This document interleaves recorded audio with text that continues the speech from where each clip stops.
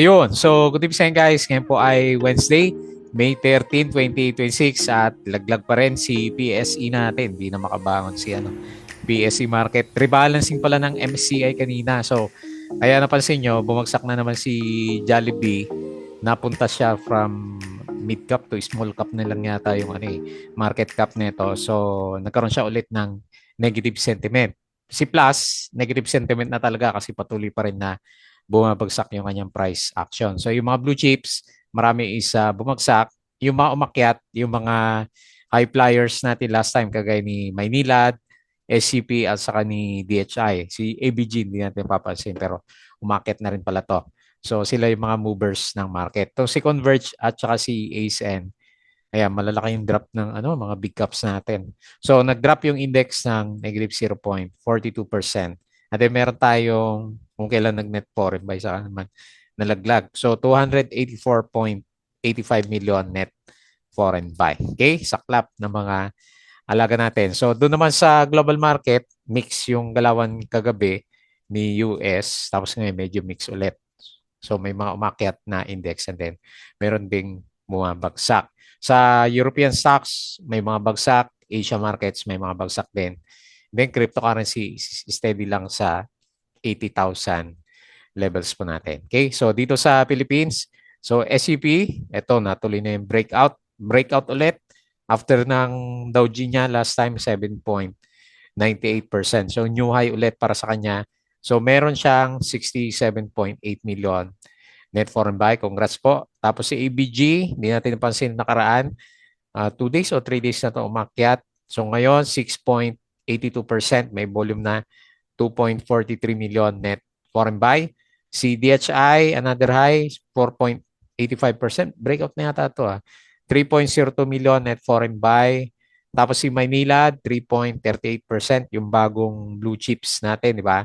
Hindi ko nakita yung net foreign buy. Tapos si Converge, hindi ko alam ba't ang laki ng drop nito. Negative 11.15%. Buti nga, negative 0.42 lang to mga big caps natin. Laglag.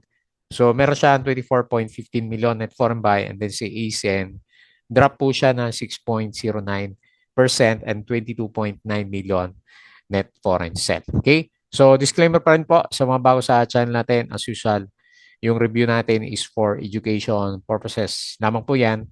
So, wag mong gagamitin to as a reason para mag-buy, sell, or hold ng stocks. Meron pong risk na involved sa market. Okay? And then, follow mo lang po ako dito sa ating Palaboy Trader na YouTube channel. As usual, subscribe ka lang or kung gusto mo join ka dito sa trading group po natin. Okay? So, check mo lang yung mga trending stocks review, company reviews natin. Bakit gano'n? Yung mga blue chips, laglag pa rin.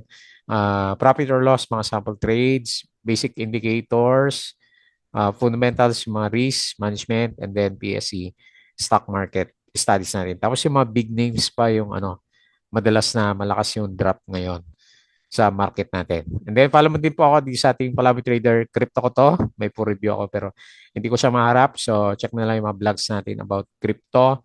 Social media, Facebook account na Palaboy Trader or Facebook page para updated ka sa mga posts.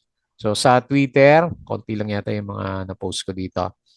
Okay, net foreign buy naman. Kaya lang, grabe naman yung laglag ng index. So, bakit kaya negative 0.4 lang pero more than 1% yung yung mga drop natin dito. So, mining nag-drop 1.29% and then umakyat ngayon si finance 0.81%. So, 284 million net foreign buy. Okay? So, foreign funds bought, AUB, BDO, BPI, DHI, AP, FPH, Meralco, Monde, URC, IMI, ABG Costco, DMC, Alicrit, DMW, Dito Globe, Converge, ICT Mac, Plus, Web, Pure Gold, Bilcon, at saka si PX. So yan po yung mga binili. SMPH announces opening of second arena sa Cebu. Converge, post net income after tax of 3 billion. Foreign funds sold, Bank of Commerce, Metrobank, ASN, CRECF, GEN, CNPF, DNLFB, EC Aboites, EGI, REITs, CLI Meg, TEL, Bloom, Robinsons Retail, SSI, APX, ATFNI, and then si PXP. So ACN declares cash dividend of 0.05 per common share. So ito yung mga most active stocks natin kanina. So SCP at saka si Maynilad. Yan. So sila yung pinakamaganda yung galaw. And then yung mga nagda-drop si Meralco, Ali, Jollibee, ACN, Plus at saka si Converge. Nangyari dito kaya ano? Hindi ko napansin yung malakas na drop ni Converge kanina. Bob Commerce, net income up by 13%. Ito yung bumagsak din nung kahapon, di ba?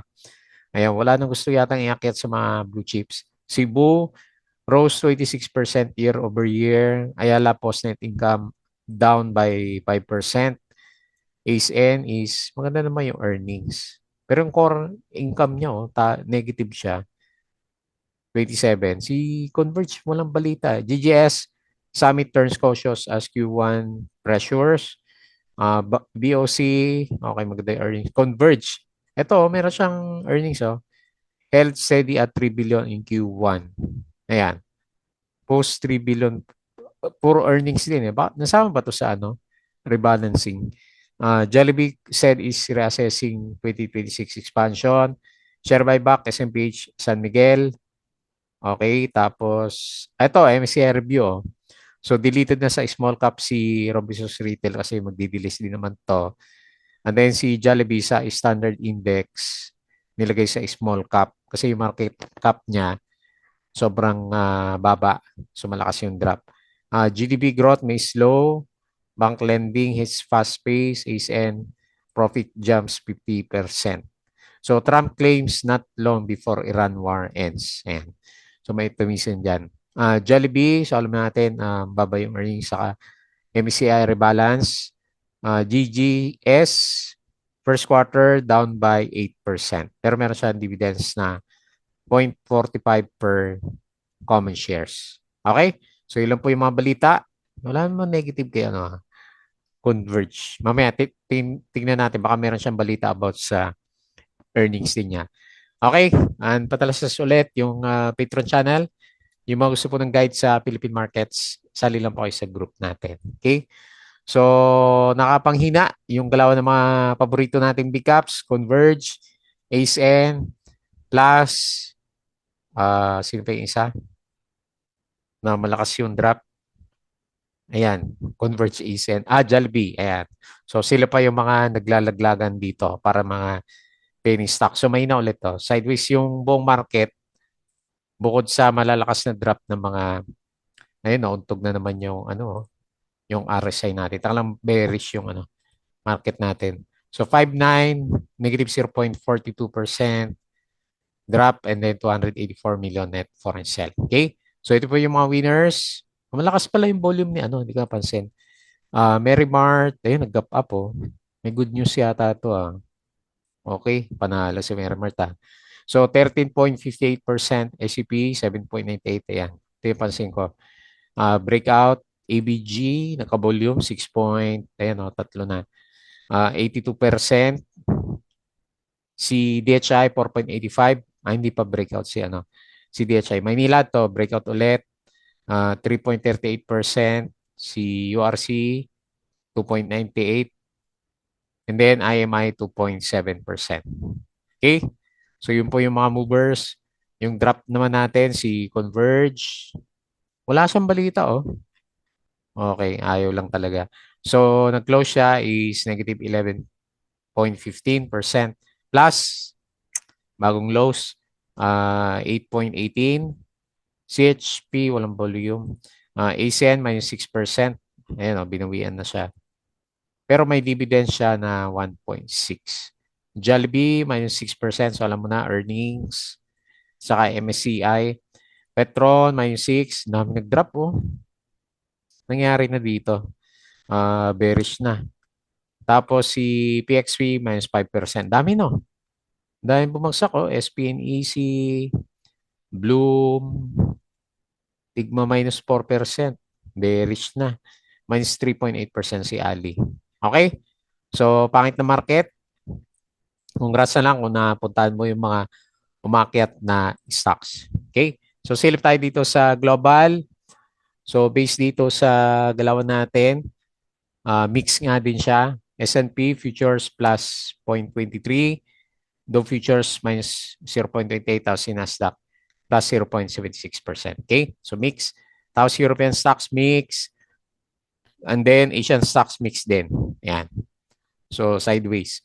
Tapos sa crypto, 80K pa rin si Bitcoin. 2.3K si Ethereum, BNB 680, umakit ah.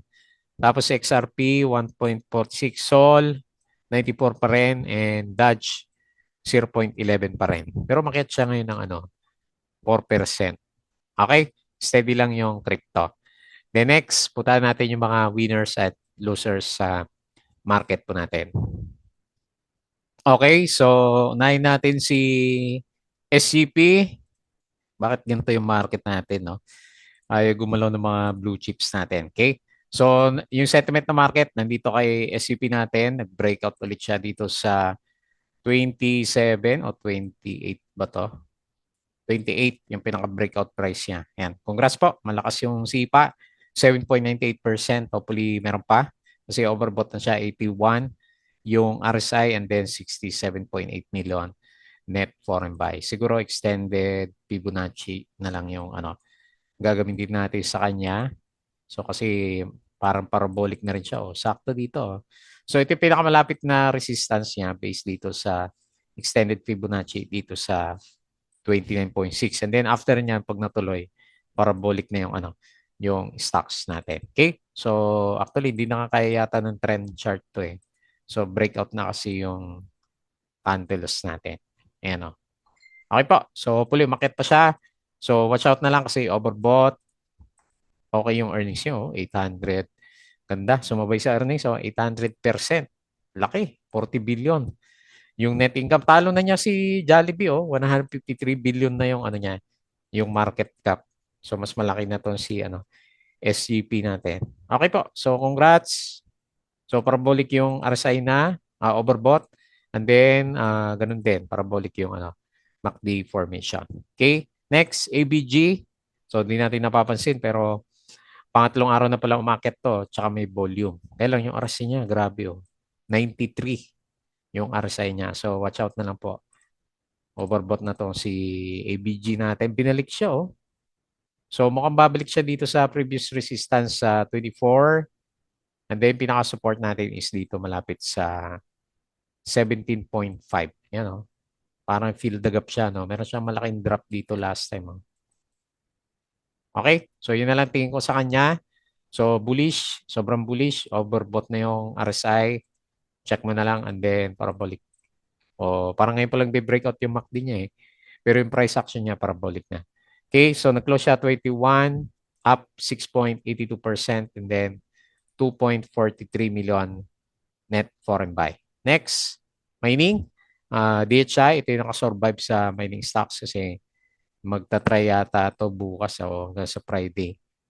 So last time nag-double top pero mukhang lalaban sa breakout na ulit si DHI natin. Okay? So okay din yung RSI niya.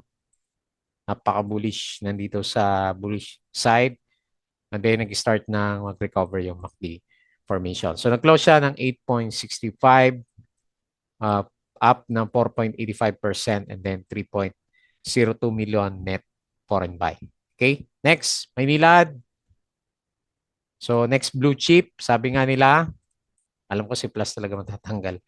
Ayan, so ayan, mataas na siya sa support. Okay, parabolic na rin yung galaw niya. So extend Fibonacci din to. Tignan natin kung nasaan yung next resistance.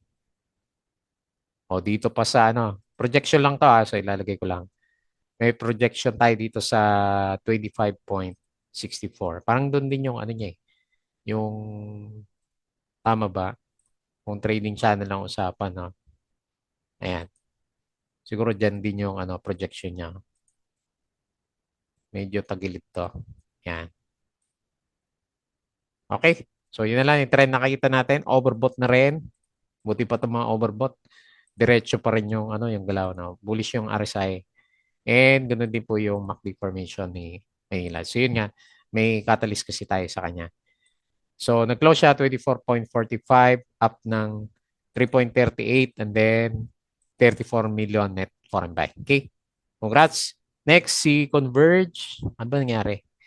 Wala naman tayong balitang negative, no? Baka lalabas na, no? Hindi maganda yung earnings niya. Ayan, inunahan na niya. Wala pa ngayong balita o talaga mahina yung mga blue chips. Okay? So, next support, 10.06. Ayan, pero nag-overbought na. Baka sinagad na to para mag-bounce na. Overbought na si Converge. So, close tayo 11% din yung drop. And then 24.15 million net foreign buy. And then lastly, si ASEN. Di ko na sinama si Jollibee sa kasi Plus. Lalo lang mamumula yung mata natin. So ito na lang kasi mga bagong nag-drop na malalakas din. So parang na-break pa nga yung support niya dito. So dito na lang support. 3 pesos. Tingnan natin kung pullback lang to kasi okay naman yung earnings ni ASN. Ilang araw na rin kasi siyang nagtatry na mag-breakout pero nahirapan yung galaw niya. So tignan natin kung ito yung susundan na galaw nitong si ASN for the coming few days. Okay? So the close siya 3.12, drop negative 6.59% and then 22 million net foreign sell. Okay? So walang buhay yung mga blue chips, yung mga gumagalaw, yung mga overbought na stocks, diretso pa rin sila. So mga ka-blue chips, mag-aantay pa tayo matagal sa mga nalalaglag natin ng mga major stocks. Okay po, so ilan muna bago tayo mag-close. Please don't forget to subscribe ulit dito sa ating Palawi Trader na YouTube channel. Kung gusto mo, join ka dito sa trading group. Crypto ko to, follow mo na lang po. Facebook account, Facebook page, Twitter, and Patreon sa gusto na guide. Sali lang po kayo sa group natin. Okay? So yun lang. Maraming salamat. Kita ulit tayo bukas.